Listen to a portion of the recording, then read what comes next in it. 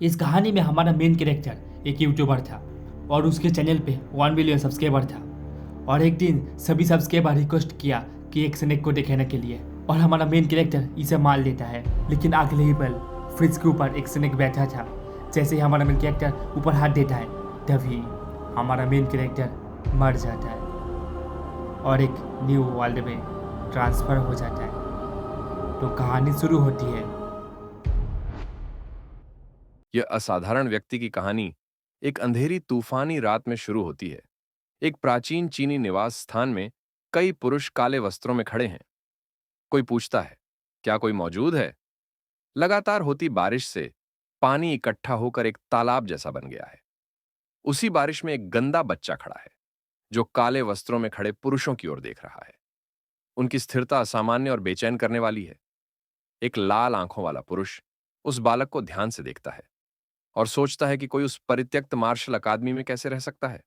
उस बालक को युवा योद्धा कहकर संबोधित करते हुए वह विनम्रता से पूछता है कि क्या वे लोग बारिश से बचने के लिए एक रात के लिए आश्रय ले सकते हैं। बालक उनकी ओर जिज्ञासा से देखता है और सोचता है कि ये लोग कौन हैं जो उससे इतने सम्मान से बात कर रहे हैं। उसकी उम्र कम होने के बावजूद उनके व्यवहार में सम्मान देखकर वह हैरान है। वह सोचता है कि शायद ये उसे उस बंद अकादमी का रक्षक समझ बैठे हैं, एक छोटा ताओ अनुयायी। वह उनका अभिवादन करता है और सोचता है कि शायद ये लोग खतरनाक नहीं हैं। वह बताता है कि वह भी कुछ साल पहले ही इस अकादमी में रहने आया था। फिर वह कहता है कि वे जहां चाहें रह सकते हैं, बस उसके पैवेलियन मंडप में नहीं। पुरुष उसके उदारता के लिए धन्यवाद करते हैं। उनका नेता उन्हें आदेश देता है कि वे बालक के पैवेलियन से दूर रहें और अन्य जगहों पर शरण लें। वह पूछता है, क्या समझ गए? और सभी सहमति में सिर हिलाते हैं, फिर अपने अपने स्थानों पर चले जाते हैं। बालक नोटिस करता है कि उनके वस्त्रों पर टैंग शब्द खड़ा हुआ है और सोचता है कि शायद वे एक ही कबीले से हैं। वह उनकी पहचान को लेकर जिज्ञासु होता है, लेकिन उसकी प्राथमिकता अभी दूसरी है।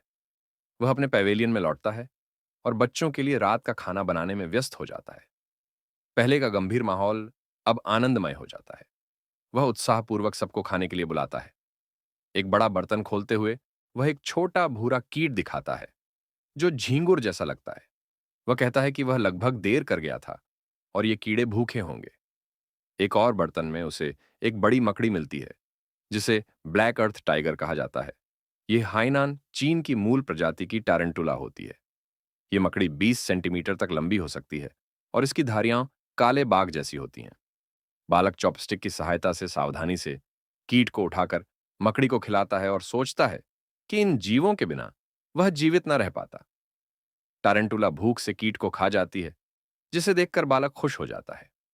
वह हैरान होता है कि जो मकड़ी कभी नाखून के आकार की थी, अब 2 बार अपनी खोल छोड़ चुकी है और काफी बढ़ गई है। वह मुस्कुराते हुए कहता है कि अब यह मकड़ी पेट भर चुकी है। इसके बाद वह एक दराज खोलता है जिसमें एक संतरी रंग की सफेद धारियों वाली छिपकली होती है, बे वांगलिंग केव गेको। यह प्रजाति स्थानीय क्षेत्र की है और अपने धारीदार शरीर व पूंछ के लिए पहचानी जाती है। वह सोचता है कि पहले के जीवन में जब उसके पास पैसे नहीं थे, तब इस तरह के जीवों को प्राप्त करना कितना कठिन था। अब वह जहां देखता है, वहां ये मिल जाते हैं। इन जीवों के साथ उसका जीवन अब आनंद से भरा हुआ है। जब वह गेको को खाना खिलाता है, तो वह उसकी उंगली पर काट लेता है। बालक जोर से चिल्लाता है और हाथ झटकता है, लेकिन गेको मजबूती से चिपका रहता है। यह घटना उसे उसके पूर्व जीवन की याद दिलाती है। वह कभी एक प्रसिद्ध स्ट्रीमर था। नाम था स्पाइसी फाबरी, जो एक पेशेवर जीव विज्ञानी था और जिसके पास 10 लाख से अधिक सब्सक्राइबर थे। उसका कंटेंट मुख्य रूप से जहरीले जीवों पर आधारित था। उसकी अंतिम लाइव स्ट्रीम उसकी मृत्यु का कारण बनी। वह दुनिया के 10 सबसे खतरनाक सांपों को दिखाने की कोशिश कर रहा था। वह विशेष रूप से ब्लैक मांबा को दिखाना चाहता था, जो आक्रामक स्वभाव वाला एक घातक सांप है। लाइव स्ट्रीम के दौरान जब उसे ब्लैक मांबा नहीं मिला, तो उसने कहा कि वह कुछ देर आराम करेगा। दर्शक मजाक करने लगे कि शायद वह सांप उसके घर में ही हो। लेकिन चौंकाने वाली बात यह थी कि वह सांप सचमुच उसके फ्रिज पर बैठा था। वह कुछ कर पाता उससे पहले ही ब्लैक मांबा ने उसे डस लिया और वह उसी लाइव स्ट्रीम में मर गया। अब वर्तमान में लौटते हुए बालक होंठ फुलाकर उस घटना को याद करता है और सोचता है कि इतनी मेहनत के बाद भी मौत ने उसे यूं ही पकड़ लिया। इसी बीच एक वृद्ध पुरुष काले वस्त्र में उसके पैवेलियन के दरवाजे पर दस्तक देता है और कहता है कि उसकी दया के लिए धन्यवाद। वह उसे आमंत्रित करता है कि वे उनके साथ ताजा पकड़े हुए हिरण का भोजन करें। बालक सांपों और छिपकलियों के बजाय असली मांस खाने की सोच से बहुत उत्साहित होता है और तुरंत आमंत्रण स्वीकार कर लेता है। सब लोग एक अलाव के चारों ओर इकट्ठा होते हैं। हिरण्य पक रहा होता है। बालक की भूखी निगाहें उस मांस को देखती हैं, जिसे देखकर वृद्ध व्यक्ति कहता है कि पकने में समय लगेगा। वक्त गुजारने के लिए वृद्ध उससे उसकी उम्र और रहने की स्थिति के बारे में सवाल करते हैं। बालक थोड़ी शर्मिंदगी महसूस करता है, लेकिन उत्तर देता है। वो बताता है कि शायद वह 14 या 15 वर्ष का है। वह झूठ बोलता है कि बचपन में सिर में चोट लगने के कारण उसकी स्मृति कमजोर है। जब पूछा जाता है कि वह क्या अकेला रहता है, तो वह कहता है कि हाँ, उसके पास कोई विशेष कौशल नहीं है और वह सांप पकड़कर और उनकी खाल बेचकर जीवित रहता है। वृद्ध व्यक्ति को विश्वास नहीं होता कि वह ऐसा खतरनाक काम करता है, लेकिन बालक सिर्फ कंधे उचकाता है और कहता है, अब आदत हो गई है। इसी समय कोई व्यक्ति पकाया गया मांस लेकर आता है। एक वृद्ध टिप्पणी करता है कि युवा योद्धा बहुत भूखा लगता है। बालक शुक्रिया अदा करता है और कहता है कि उसे याद नहीं कि आखिरी बार उसने कब मांस खाया था। जैसे ही वह पहला निवाला खाता है, उसके चेहरे पर शुद्ध आनंद फैल जाता है। वह मन ही मन सोचता है, शायद यही है सच्चा सुख। वृद्ध पुरुष मुस्कुराते हैं और उसे देखकर प्रसन्न होते हैं। उसी क्षण वे उससे और सवाल पूछते हैं। वे बताते हैं कि वे कुछ असामान्य वस्तु की खोज में हैं और वो जानना चाहते थे कि क्या उस लड़के ने कुछ अजीब देखा है। शुरुआत में थोड़ा हिचकिचाते हुए वृद्ध ने आखिरकार तय किया कि लड़के को सच बताना सुरक्षित होगा, क्योंकि वो अकेला रहता है और कोई परेशानी नहीं खड़ी करेगा। मुखिया ने बताया कि वे एक ऐसे सौंपी का पीछा कर रहे हैं जिसके शरीर पर नीला निशान होता है। यह सुनकर लड़का चौंक गया और पूछा कि वो सौंपी कितनी बड़ी होती है। मुखिया ने कहा कि एक वयस्क सौंपी किसी उसके जैसे बच्चे को आसानी से निगल सकती है। यह सुनकर लड़के का चेहरा पीला पड़ गया। अब उसे लगने लगा कि शायद वो कुछ सदियों पहले नहीं, बल्कि किसी और ही दुनिया में आ गया है। सफेद बालों वाले बुजुर्ग ने उसे आश्वासन दिया कि वे उस जीव के करीब पहुंच चुके हैं। लड़के ने उत्सुकता से पूछा, क्या आप लोग उसे पालना चाहते हैं? यह सुनकर बुजुर्ग हंस पड़े और सफेद बालों वाला आदमी जोर से ठहाका मारने लगा। मुखिया मुस्कुराते हुए बोला, तुम्हारा सवाल बड़ा मजेदार है, छोटे योद्धा। फिर उन्होंने समझाया कि वे उस सौंपी को पालने नहीं, बल्कि औषधीय कारणों से ढूंढ रहे हैं। लड़का थोड़ा परेशान हुआ। उसे संदेह हुआ कि कहीं वे लोग किसी अवैध व्यापार में तो नहीं लगे हैं। उसने पूछा, एक सौंपी दवा कैसे बन सकती है?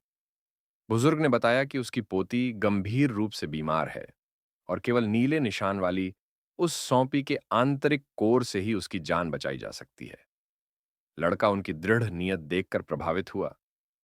उसे सौंपी के लिए दुख तो हुआ, लेकिन उसने मदद करने का निश्चय किया, खासकर इसलिए क्योंकि उन्होंने उसे मांस खिलाया था। लड़के ने कहा कि उसने वो सौंपी नहीं देखी, पर शायद जानता है कि उसे कहां ढूंढा जा सकता है। अपने पिछले जीवन में वह स्पाइसी फैब्री नामक एक जीव विज्ञानी और मशहूर स्ट्रीमर था, जो विषैले जीवों का विशेषज्ञ था। उसे सौंपी की हर प्रजाति के बारे में जानकारी थी। धरती पर करीब 20,000 जहरीली सौंपी की प्रजातियां थीं और वो हर एक को जानता था। उसने मन ही मन एक किताब खोली, पन्ने पलटे और उत्तर खोजा। फिर उसने बुजुर्गों से कहा, शायद मुझे पता है कि वो सौंपी कहां हो सकती है। यह सुनकर दोनों बुजुर्गों की आंखें चौड़ी हो जाती हैं। एक दूसरे की ओर देखकर वो चौंक जाते हैं। जब उन्होंने बताया कि वे उत्तर और पूर्व की दिशा में नदी किनारे ढूंढ चुके हैं, लड़का मुस्कुराया और बोला, इसीलिए तो नहीं मिली। बुजुर्गों ने हैरानी से पूछा, क्यों? तब लड़के ने समझाना शुरू किया, सौंपी ठंडे खून वाले जीव होते हैं, जिन्हें अपने शरीर का तापमान और नमी संतुलित रखने के लिए विशेष वातावरण चाहिए होता है। उनका बाहरी कवच पानीरोधी नहीं होता, इसलिए वे बहुत गीले स्थानों से बचते हैं। उन्हें नमी पसंद होती है, लेकिन बहुत ज्यादा पानी नहीं।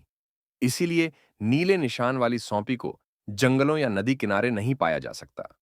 बुजुर्गों को शक हुआ, लेकिन लड़के ने समझाया कि बड़ी सौंपी को छिपने के लिए ठोस चट्टानों की जरूरत होती है, जो जंगलों में नहीं मिलती।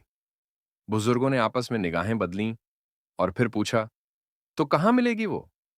लड़के ने पश्चिम की ओर इशारा करते हुए कहा, रॉकी माउंटेन्स में। उसने बताया कि दिन में वे गर्म चट्टानों के नीचे छिपती हैं और रात को बाहर आती हैं। कुछ ही घंटे बाद खोजी दल ने पश्चिमी पर्वतों की तलाशी ली। मुखिया एक ऊंची पतली चट्टान पर चढ़ा और चारों ओर देखा।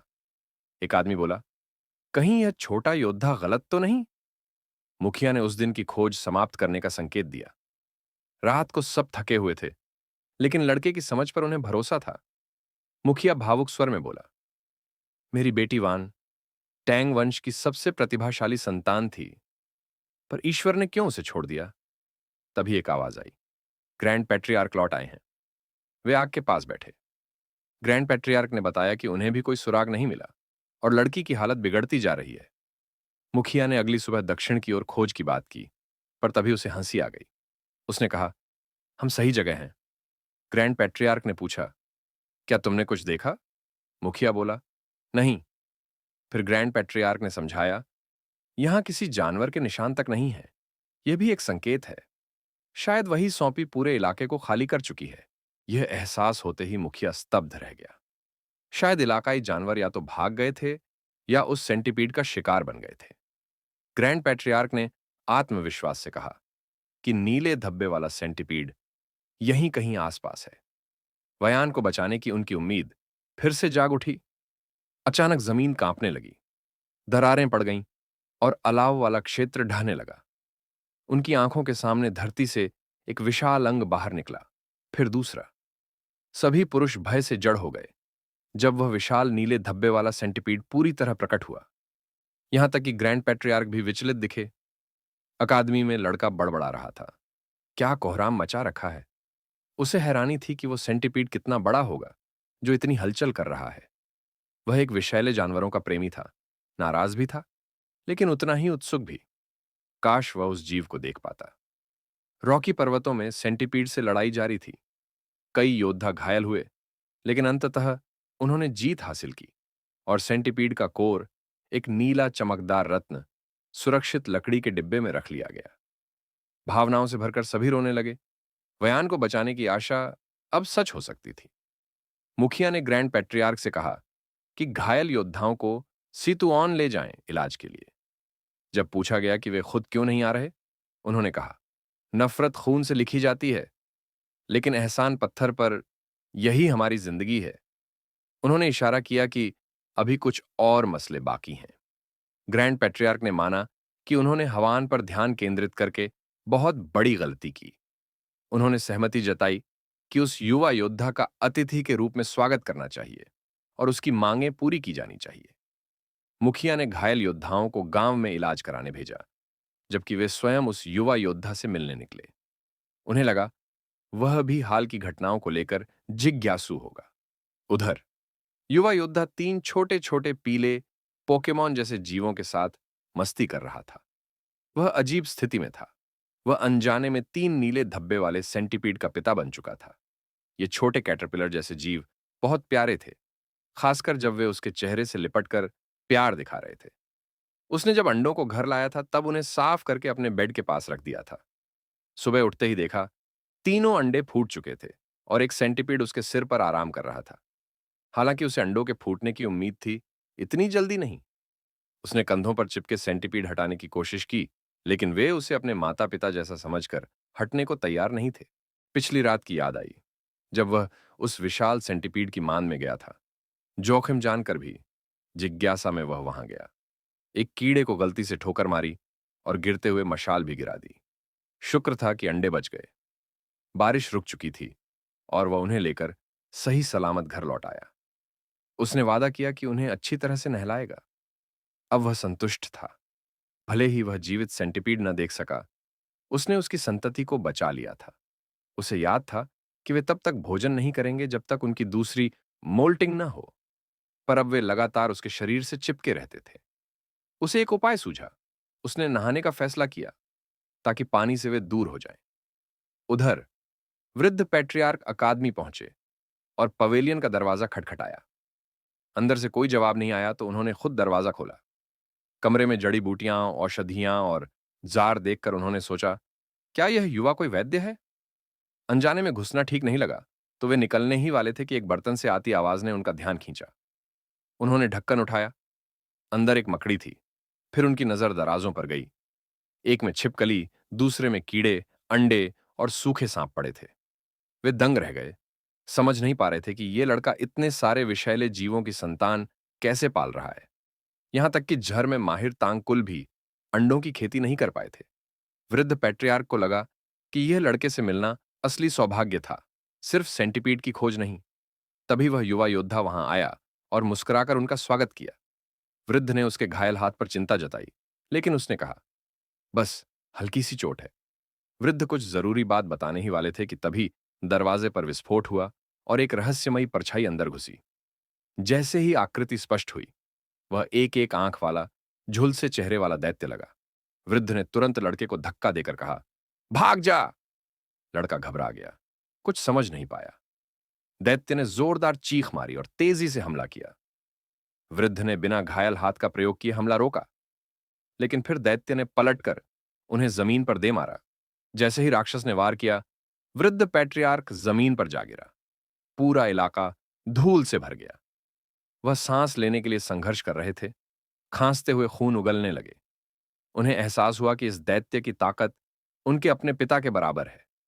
उन्होंने घबराते हुए युवा योद्धा से कहा, भाग जा। लेकिन जब धूल छंटी तो दृश्य और भी भयावह था। युवा योद्धा हवा में लटका हुआ था।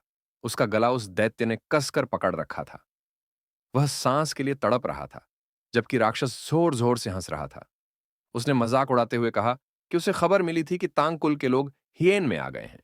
फिर उसने व्यंग्य से कहा, कौन सोच सकता था कि मायरियड पॉइजन के दिव्य सम्राट का बेटा जख्मी और अकेला मिलेगा। वृद्ध पैट्रियार्क ने शांत स्वर में जवाब दिया, मैं नहीं जानता तू कौन है, लेकिन ये बता, हम दोनों को क्यों निशाना बना रहा है। राक्षस ने व्यंग्य में कहा, क्या मेरा बिगड़ा चेहरा और ये लोहे जैसे मुक्के इतना बताने के लिए काफी नहीं।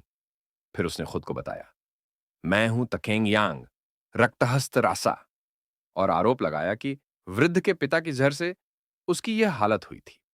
वृद्ध को वह नाम याद आ गया। सुना था कि तखेंग यांग को जहर भरी हथेली से वार किया गया था और वह खाई में गिरकर मारा गया था, लेकिन अब वो जिंदा था और बदले की आग में जल रहा था। वृद्ध ने समझाने की कोशिश की, युवक को छोड़ दे, मेरी जान ले ले, लेकिन तकेंग ने इनकार कर दिया। जो भी तांग कुल से जुड़ा है उसे खत्म कर दूंगा। अंदर ही अंदर वृद्ध ने इस राक्षसी इंसान को कोसा। ऐसे योद्धा जिन्हें राक्षसी शैतान कहा जाता है, जिनका लक्ष्य सिर्फ तबाही और अराजकता फैलाना होता है। अब यह साफ था, तकेंग यांग उस युवा योद्धा को बिल्कुल भी नहीं छोड़ने वाला। युवक का चेहरा नीला पड़ गया था, सांस थमने को थी। तभी 3 जोड़ी तेज आंखें चमकीं। वही छोटे नीले धब्बे वाले सेंटीपीड तकेंग के हाथ पर झपट पड़े। जो कभी प्यारे लगते थे, अब उन्होंने अपनी असली ताकत दिखाई। वो जोर से उसके मांस में दांत गड़ाने लगे। तकेंग यांग चौंक गया, क्या ये मामूली सेंटीपीड मुझे नुकसान पहुंचाएंगे? लेकिन तभी उसका गला बैंगनी हो गया और वह खून उगलते हुए दर्द में जमीन पर गिर पड़ा। अब आजाद हुआ युवा योद्धा लड़खड़ाते हुए पीछे हटा। उसने अविश्वास से देखा, फिर वृद्ध से पूछा, क्या यह तकेंग कोई बुरा इंसान था? वृद्ध पैट्रियार्क भी उतने ही चकित थे। तकेंग यांग की लाश जमीन पर पड़ी थी। धीरे धीरे वृद्ध के चेहरे पर मुस्कान फैल गई। उन्हें अब यकीन हो गया था, यह लड़का कोई आम अतिथि नहीं है, बल्कि वह तांग कुल के लिए एक अनमोल रत्न है। तो अभी के लिए इसका एपिसोड खत्म हो चुका है। तो मिलते हैं इसके नेक्स्ट एपिसोड के साथ। तब तक बने रहिए सैडो राकेश एक्सप्लेनर के साथ।